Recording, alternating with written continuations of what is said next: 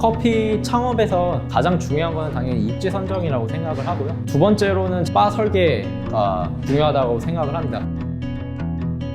안녕하세요. 저는 빈브라더스의 B2B 팀 소속되어 있는 김의성 매니저입니다. 빈브라더스 내부의 카페들을 새로 오픈을 할 때마다 커피바 설계를 계속 작업을 진행을 했었습니다. 지금은 거의 이제 매년마다 대략 한 4개에서 6개 정도까지 컨설팅을 진행을 하고 있습니다. 창업을 준비를 하신다면은 바 설계를 고민을 하시게 될 텐데, 커피바를 처음 설계를 하시게 될 경우에는 굉장히 많은 시행착오를 겪게 되실 수 있습니다. 예를 들면 급배수 설비가 잘못됐다거나 아니면은 예상치 못하게 기자재가 더 추가가 되어야 된다거나 이런 경우가 생길 수 있는데, 그런 시행착오 없이 쉽게 효율적으로 커피바 설계를 할 수 있게 도움을 드릴 예정입니다. 이 강의를 듣고 나시면은 직접 카페를 창업을 하실 때 커피바를 효율적으로 설계를 하실 수 있으실 거고요. 사실 요거는 제가 강의를 찍고 나서도 나중에 저희 팀의 컨설팅을 담당하는 후임자가 들어왔을 때 그냥 요거를 보여줘도 되겠다라고 생각이 들 정도로 굉장히 많은 노하우가 들어있는 강의거든요. 다 듣고 나시면은 정말 큰 시행착오 없이 효율적이고 좋은 커피바를 직접 설계를 하실 수 있게 되실 겁니다. Make your coffee life better.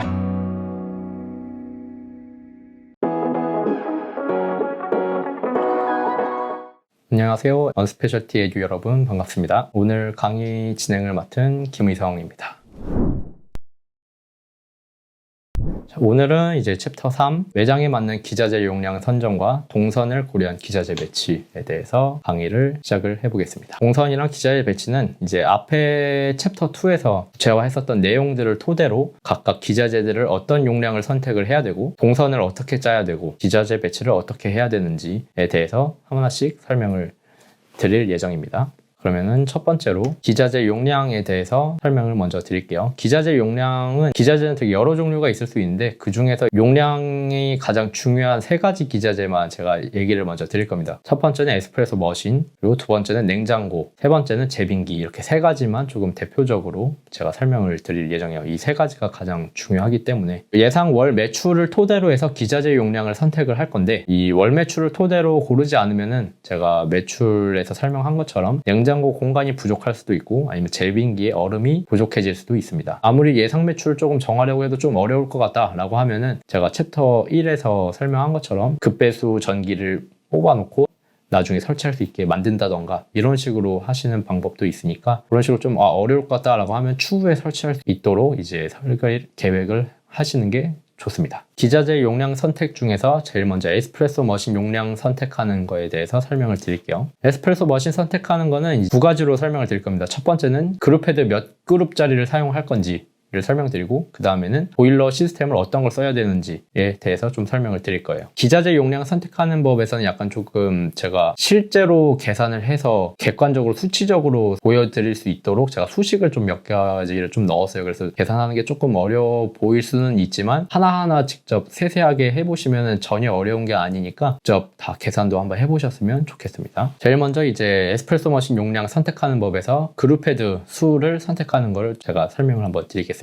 에스프레소 머신은 보통 1그룹, 2그룹, 3그룹에서 3그룹까지가 최대죠. 뭐 외국에서는 뭐 4그룹짜리도 있기도 하지만, 보통 이제 에스프레소 머신 상업용을 구매를 하시면 2그룹을 사야 할지 아니면 3그룹을 사야 할지 좀 고민이 되실 수 있어요. 디자인적으로 3그룹이 마음에 든다라고 하면 그냥 3그룹 사셔도 됩니다. 근데 이제 그거 말고 지금 이 매장에서 2그룹짜리를 써야 되나 3그룹짜리를 써야 되나 고민이 된다라면은 방식을 보시면은 좀 도움이 되실 것 같아요. 보시면은 2가지를 비교하시면 돼요. 내가 에스프레소를 제조하는데 걸리는 시간 이 에스프레소의 추출 시간을 비교를 하는 거예요. 그래서 예를 들어서 이제 에스프레소 추출 시간은 이제 원두 회사마다 레시피가 다르니까 추출 시간이 다 다른데, 그 추출 시간을 토대로 해서 체크를 하시면 되고, 저희 빈브라우스 기준으로 얘기를 드리면 빈브라우스는 일단 블랙스투 원두가 추출 시간이 한 35초 정도 됩니다. 이 에스프레소 추출 시간 35초보다 내가 에스프레소를 제조하는 시간, 에스프레소 제조 시간이라고 하는 거는 에스프레소 머신에 포터필터가 있으면 포터필터를 제거를 하고 안에 있는 퍽을 제거하고, 그 다음에 물기 제거, 그라인딩, 도징, 탬핑,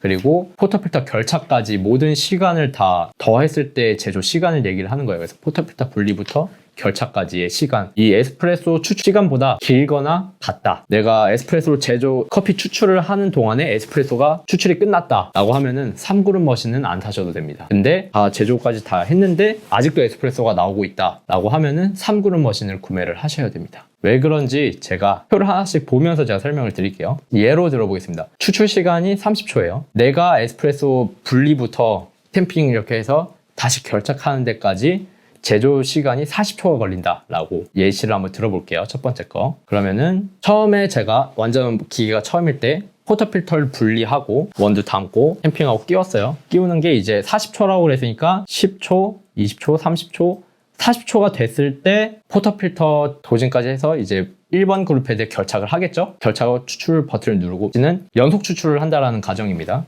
연속 추출이니까 결착하자마자 바로 그룹 헤드에 있는 포터필터를 분리를 합니다. 이것도 마찬가지로 분리를 했으면 이제 제조를 시작하겠죠. 제조 시작을 하는 것과 동시에 10초가 지났을 때 1번 그룹 헤드에 있는 에스프레소는 10초가 지나갔어요. 30초니까 이 제조 시간의 4분의 3이 됐을 때 에스프레소가 완료가 돼요. 에스프레소가 한 10초 정도 있는 거고 이제 40초가 지나면 완성이 되죠. 그러면 2번 그룹 헤드에 결착을 해요. 그러면은 이제 1번 그룹 헤드가 추출이 끝났기 때문에 1번 그룹 헤드에 있는 포터필터를 분리할 수 있겠죠. 그러면 이걸 또 분리합니다. 또 똑같이 반복을 해요. 30초가 지나면 또 여기가 2번 그룹 헤드가 완성이 됐어요. 40초가 지났을 때 1번 그룹 헤드에 결착을 해요. 그 다음에 결착하고 여기서 분리를 하겠죠. 2번 그룹 헤드 분리.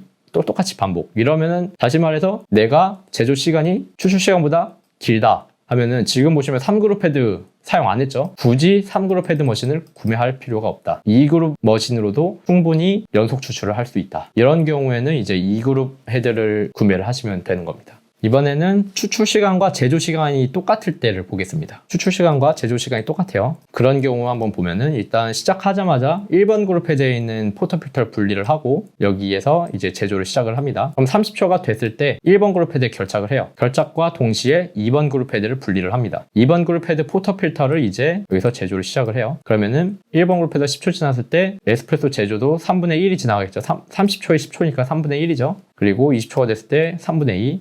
그리고 1번 그룹 헤드가 완성되자마자 제조가 완성됩니다. 그러면 이거를 2번 그룹 헤드 결착하자마자 분리를 해요. 분리를 한 거를 다시 바로 제조 들어가고 10초, 20초, 30초 완성되면은 완성되자마자 2번 그룹 헤드가 완성이 됐죠. 이거를 결착하고 완성된 거에서 또 바로 분리를 해요. 이런 식으로 계속 반복이 되는 거예요. 지금도 마찬가지로 3번 그룹 헤드를 사용을 안 했죠.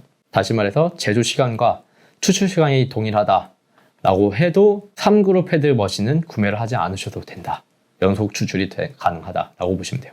제조 시간이 추출 시간보다 짧을 경우, 그래서 추출 시간 30초, 제조 시간이 20초일 경우를 한번 보겠습니다. 이 경우는 어떻게 되냐면은 20초가 되면은 이제 1번 그룹 헤드 분리를 해서 제조를 하면 20초 됐을 때 완성이 되겠죠. 20초가 됐을 때 완성이 되면은 1번 그룹 헤드에 결착을 해요. 그것과 동시에 2번 그룹 헤드를 분리합니다. 그러면 분리한 거를 다시 여기서 제조를 시작하죠. 20초가 됐을 때 완성이 됐는데 지금 1번 그룹 헤드가 지금 완성이 안 됐죠. 그러면은 이제 얘를 2번 그룹 헤드에 꽂아요. 그런 것과 동시에 얘 3번 그룹 헤드를 분리를 합니다. 분리를 하고 얘가 3번 그룹 헤드를 제조가 10초가 지났을 때 이제서야 이제 1번 그룹 헤드가 완성이 됐어요. 이제 10초가 지나면은 이 3번 그룹 헤드를 결착을 하고 그리고 1번 그룹 헤드를 분리를 합니다. 분리하고 제조를 하는데 제조하는 동안에 또 2번 그룹 헤드가 아직 완성이 안 됐어요. 이제 20초가 지나서 완성이 되면은 이제 이거를 1번 그룹 헤드에 끼우고 이제 2번 그룹 헤드가 완성이 됐으니까 2번 그룹 헤드 분리해서 이런 제조. 그래서 다시 말해서 이 추출 시간이 제조 시간보다 길다 하면은 3번 그룹 헤드까지 다 계속 사용을 해야지 얘가 계속 연속으로 추출이 돌아가는 거예요. 그렇기 때문에 내 제조 시간이 추출 시간보다 짧다 이러면은 그룹 헤드 3개짜리를 구매를 하시면 됩니다. 그래서 거의 대부분 저희 매장에서도 마찬가지고 그룹 헤드가 3개라고 해서 3개를 다 사용을 하는 경우는 거의 드물어요. 바리스타들도 원두마다 다르지만 막 추출 시간 보통 25초에서 30초로 만들잖아요. 그런 경우에는 진짜 3그룹 헤드 머신 다 사용하기는 정말 어렵습니다. 당연히 뭐 원두 계량 안 하고 오토 템핑기 하고서 막 받자마자 꽂고 이렇게 결착하면은 당연히 가능은 할 수 있겠지만 원두 무게 측정하고 템핑 직접 하고 뭐 디스트리뷰터 툴 사용하고 이런 경우라고 하면은 3그룹을 다 사용하는 경우는 진짜 드물다고 보시면 돼요. 그냥 시뮬레이션으로 돌려보셔도 내가 하면 직접 하실 수 있으면은 직접 내가 제조하는데 얼마나 걸리는지 분리부터 시작을 해야 됩니다. 분리랑 퍽 제거부터 시작을 해서 얼마나 걸리는지를 한번 측정을 해보신 다음에 그룹 헤드를 고르시는 게 중요하죠. 안 그러면 괜히 3그룹 썼다가 원래 머신은 그룹 헤드 같은 경우에 사용을 안 하면 안 할수록 이제 스케일이 쌓여서 막 구멍이 막히거든요. 오히려 이렇게 이제 제조 시간을 체크를 해서 이제 그룹 헤드 수를 잘 고르시는 게 중요합니다. 자, 그 다음은 이제 그룹 헤드 다음 이제 보일러 시스템에 대해서 설명을 드릴게요. 보일러 시스템이라고 하는 거는 어렵게 느껴지시겠지만 그냥 이런 겁니다. 그냥 보일러가 어떤 보일러냐, 뭐 열교환기 방식이냐, 뭐 열교환기 이제 보일러 하나 있는 거냐, 아니면 뭐 듀얼 보일러냐, 커피 그룹 헤드마다 이제 따로따로 독립적으로 보일러가 있냐를 체크를 하는 거고요. 그 다음은 이제 프리히팅 기능이 있는지를 한번 볼 거예요. 그래서 각각 보일러에 대한 간단하게 설명을 드리고 어느 경우에 어떤 보일러를 써야 되는지도 간단하게 제가 설명을 드릴 거예요. 그래서 먼저 열교환기 보일러 먼저 설명을 드릴게요. 열교환기 보일러는 지금 왼쪽 그림처럼 이런 식으로 생겼어요. 열교환기 보일러 시스템들은 보통 이제 가격대가 한 1,000만 원 미만이다 하면은 거의 대부분 열교환기 보일러라고 생각을 하시면 돼요. 그 중에 독립 보일러도 있긴 한데 거의 대부분은 열교환기 보일러라고 생각을 하시면 됩니다. 그래서 이 열교환기 보일러는 어떤 거냐면은 이쪽에 보시면은 큰 보일러가 하나가 있고요. 이 보일러에 히터가 달려 있어요. 얘는 이제 스팀 보일러입니다. 그래서 스팀 보일러가 크게 하나가 있고요. 스팀 보일러를 관통하는 두꺼운 추출관이 있어요. 이 관이 이제 추출수가 지나는 관입니다. 이 방식은 추출수를 히터로 직접 가열하는 게 아니고 스팀 보일러의 온도로 간접적으로 가열을 하는 거예요. 그래서 보통 스팀 보일러의 온도가 보통 한 123도, 125도 정도 되거든요. 수증기를 만들어야 되기 때문에 온도가 높아요. 압력이 높아질수록 끓는 점이 올라가기 때문에 끓는 점이 높기 때문에 스팀 보일러의 온도는 보통 125도 정도 됩니다. 그 높은 온도로 이 추출수를 가열을 하는 거예요. 간접적으로. 버튼을 누르면은 여기에서 물이 이렇게 지나가요. 밑으로도 지나가고. 그래서 이 두 개가 섞여서 추출이 되는 거예요. 대류에 의해서 상대적으로 뜨겁고요. 아래쪽에 있는 건 상대적으로 물이 차가워요. 대류 현상은 이제 차가운 물은 밀도가 높으니까 아래로 내려가고 뜨거운 물은 밀도가 낮으니까 이제 위로 올라가고 해서 이렇게 천천히 순환한다. 이게 대류 현상이잖아요. 그래서 여기도 이제 머신에서도 마찬가지예요. 이 열교환기 보일러는 상대적으로 뜨겁고요. 아래쪽은 상대적으로 차가운 물이 이렇게 들어가서 물이 섞여서 나오는 거예요. 그래서 이런 머신을 보통 열교환기 보일러라고 하는데 이 머신 같은 경우에는 이제 어떤 문제가 있냐면은 이 추출수가 지나가는 이 열교환기라고 해요. 이 열교환기의 용량이 보통은 300ml 정도 됩니다. 근데 우리가 보통 머신을 커피 추출을 하면은 보통 한 70ml에서 80ml를 써요. 전체 지금 물이 추출기에 지금 300ml의 물이 있는데 여기에 차가운 물이 들어가겠죠. 차가운 물 80ml가 들어가는 거예요. 차가운 물 80ml가 들어가면 거의 지금 한 30% 정도가 차가운 물이 들어가는 거잖아요. 그럼 당연히 물 온도가 많이 떨어지겠죠? 이런 열교환기 보일러 머신 같은 경우에는 온도 편차가 되게 큽니다. 연속 추출을 하게 되면은 온도가 계속 떨어져요. 가장 대표적으로 가장 많이 사용하시는 CMA 머신을 예로 들면은 연속적으로 10잔 정도 뽑으면은 93도 아래로 떨어지게 돼요. 93도를 얘기하는 거는 저희 빈브라더스 추출수 온도 기준이 93도라서 얘기를 드리는 겁니다. 그래서 보통 연속 추출, 10잔 연속 추출을 하면 93도 이하로 떨어지는데 한 그룹만 계속 뽑으면 당연히 떨어지죠. 그래서 이렇게 번갈아 가면서 쓰시면 더 오래 쓰실 수는 있어요. 어쨌든 연속적으로 계속 추출을 하면 93도 이하로 떨어진다. 당연히 이 CMA 머신은 그래도 되게 좋은 축에 속하는 거예요. 10잔 연속으로 했을 때 93도 이하로 떨어지는 거면은 더 안 좋은 머신들은 한 3, 4잔 뽑으면 온도가 다 떨어져가지고 막 온도 막 80도 되고 막 이런 머신들도 있어요. 머신마다 온도 유지 능력이 다르기 때문에 그것도 한번 체크해 보시면 좋긴 합니다. 그래서 어쨌든 가장 많이 쓰는 CMA 머신의 경우에는 이렇게 차이가 난다. 열교환기의 용량이 클수록 당연히 온도 편차가 더 적어진다. 그래서 만약에 열교환기 보일러 머신을 구매하게 되면 열교환기 용량을 체크하시면 좋은데 보통 열교환기 용량을 적어 놓는 곳은 없어요. 그냥 머신 상부를 뜯어서 이쪽 부분에 있는 추출기의 지름을 한번 체크를 해보시는 방법밖에 없습니다. 뭐 사실상 조금 어렵긴 하죠. 그래서 이런 열교환기 보일러는 그냥 얘기를 드리면은 대략 한 연속적으로 내가 커피를 한 30잔, 40잔 계속 연속으로 뽑을 것 같다. 열교환기 머신은 구매하지 않으시는 게 좋습니다. 3, 40잔이면은 대략 매출로 따지면 대략 한 2, 30만 원 정도 되겠죠. 한 2, 30만 원 정도 연속으로 판매가 된다라고 하면은 열교환기 머신은 사용을 하시지 않는 게 좋습니다. 왜냐하면은 아까 잠깐 이야기 드린 것처럼 추출수 온도가 왔다 갔다 하면은 추출수 온도는 에스프레소 커피 추출에서 되게 중요한 변수예요. 그게 달라지게 되면은 커피의 퀄리티가 계속 달라지게 되는 거고, 그러면은 일관성이 떨어지게 되면은 당연히 단골 손님이 생기기 어렵겠죠. 추출수 온도가 항상 일정하게 나오는 거는 되게 중요하다. 다음에는 이제 듀얼 보일러를 설명을 드리겠습니다. 듀얼 보일러는 이제 왼쪽 사진처럼 이런 식으로 생겼어요. 이건 어떻게 되어 있는 거냐면은 이제 스팀 보일러가 따로 있고요. 이제 따로 이제 커피 보일러가 또 따로 있는 거예요. 아까는 추출수를 스팀 보일러로 간접적으로 가열을 했는데 이 듀얼 보일러는 이 추출수를 직접적으로 가열을 하는 겁니다. 이런 머신 같은 경우에는 이제 보일러 자체가 이 라마르조코 머신 기준으로는 라마르조코 머신 2그룹 기준으로 커피 보일러의 용량이 한 3.4리터 정도 돼요. 그러면 아까 제가 열교환기 머신은 300ml 정도 된다고 이야기를 드렸잖아요. 그러면은 얘가 3.4리터니까 거의 한 10배, 11배 정도 차이가 나는 거죠.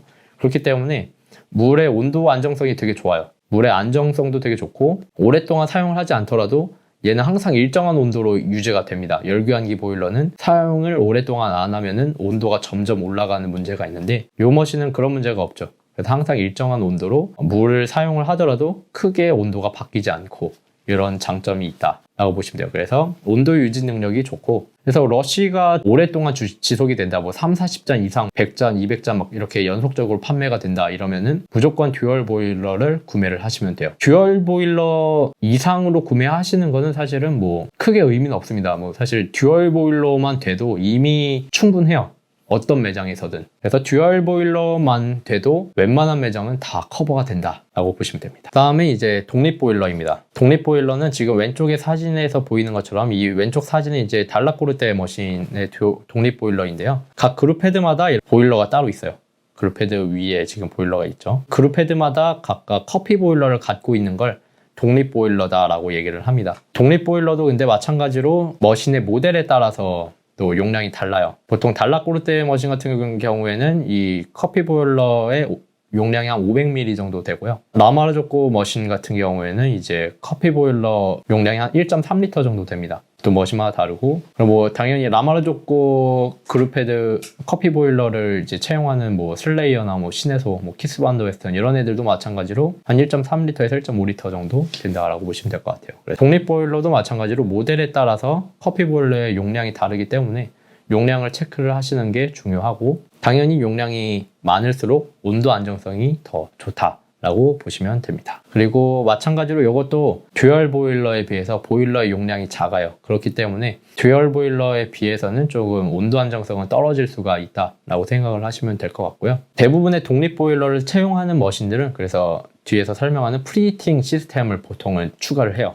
프리히팅이라는 거는 무엇이냐면은 간단하게 도식화한 겁니다. 여기가 이제 커피 보일러인데요. 커피 보일러에 보통은 찬물이 바로 들어가죠. 보통 머신들은. 근데 프리히팅은 어떤 거냐면은 이쪽으로 찬물이 들어가지 않고 이 물이 이렇게 지나서 먼저 스팀 보일러를 한번 거쳐요. 스팀 보일러를 한번 거치면은 열교환기처럼 물의 온도가 올라가겠죠. 이 물의 온도를 그래서 한번 뜨겁게 한 다음에 이쪽으로 집어넣어서 커피 보일러에 찬물이 아니고 더 뜨거운 온도의 물을 집어넣는 방식을 프리히팅이라고 합니다. 보통의 대부분의 독립 보일러 머신들이 다 프리히팅 기능이 들어가 있고요. 그래서 이 프리히팅 기능이 들어가면 당연히 온도 안정성은 더 좋아집니다. 요거는 이제 프리히팅 관인 거고요. 슬레이어는 아예 보일러가 따로 있어요. 프리히팅 보일러가 따로 있습니다. 가열을 한 거를 이제 커피 보일러로 집어넣는 방식을 채용을 하는 머신들도 있고, 이거 라마르조코 같은 경우에는 보통 이런 프리히팅 관을 이용을 해서 프리히팅을 해요. 근데 리네아 PB는 프리히팅이 없고 그 대신 듀얼 보일러죠. GB5 구형 모델은 프리히팅이 있었는데 지금은 이번에 새로 나온 GB5S는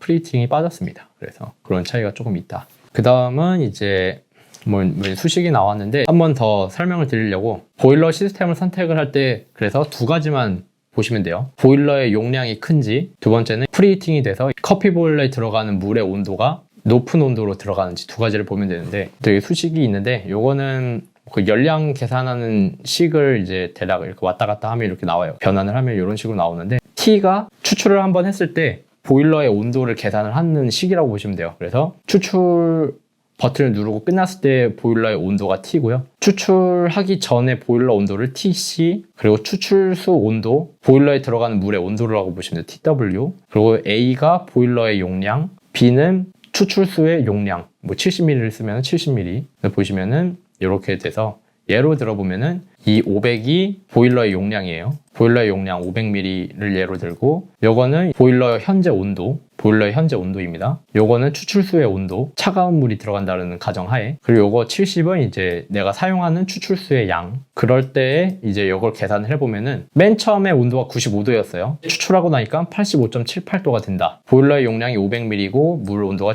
95도일 때는 추출을 한번 하면은 온도가 85도로 떨어진다. 되게 많이 떨어지죠. 대부분의 열교환기 보일러 시스템을 사용하는 머신 같은 경우에는 이런 식이라고 생각을 하시면 돼요. 우리가 사용하는 머신들이 아까 CMA 머신 10잔이라 그랬는데 그렇게 떨어지지 않는 이유는 초기 보일러 온도도 높고 관 설계에 따라서 또 온도가 다르게 나오거든요. 관 설계 같은 것들이 잘 되어 있을 경우에는 온도 안정성이 그나마 조금 나아질 수 있다. 그리고 이번에는 아래에 있는 거는 똑같은데 보일러의 용량만 다른 거예요. 그냥 일반적인 듀얼 보일러라고 보시면 될 것 같죠. 그래서 보일러의 용량이 3.4L일 경우를 예를 드는 거예요. 이거는 보일러 온도 95도, 상온수가 들어갔을 때 20도. 그때를 계산을 해보면은 처음에는 95도였는데 추출을 하고 나면은 93.48도죠. 1.5도 정도밖에 안 떨어졌죠. 그래서 이런 식으로 보일러 용량이 커지면은 온도 안정성이 좋아져요. 듀얼 보일러인데 프리히팅이 있는 경우 보일러 용량 3.4L, 그리고 들어가는 물의 온도가 80도, 프리히팅이 되는 머신일 경우에는 계산을 대략 해보면은 95도였었는데 94.69도로 떨어졌죠. 그래서 대략 한 0.34도, 0.4도 정도밖에 안 떨어져요. 이런 식으로 보일러의 용량이 커질 경우 차이, 프리히팅이 되는 경우의 차이를